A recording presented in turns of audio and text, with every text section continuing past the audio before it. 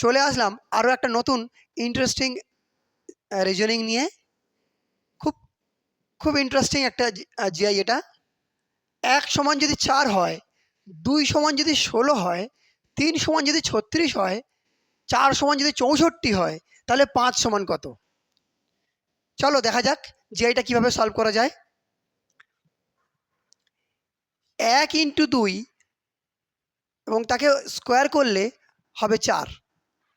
ঠিক একইভাবে 2 ইন্টু 2, পরের পদটা রয়েছে আমাদের 2, তার সঙ্গে 2 গুণ করলাম, তাকে স্কোয়ার করলাম, তাহলে হলো 4, 4 স্কোয়ার সমান 16।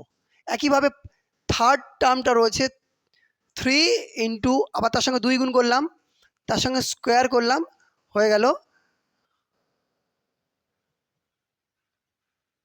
6 স্কোয়ার মানে 36। ঠিক একইভাবে যদি 4 ইন্টু 2 করি, হবে 8 স্কোয়ার সমান 64। তাহলে তোমরা ইজিলি দেখতে পাচ্ছ যে প্রত্যেক পদের সঙ্গে 2 গুণ করে আমরা স্কোয়ার করলে আমাদের মিলে যাচ্ছে 4, 16, 36, 64 পুরো মিলে গেছে। তাহলে আমাদের যেটা অ্যান্সার চাইছে সেটাও ঠিক আমরা একইভাবে বের করে ফেলবো।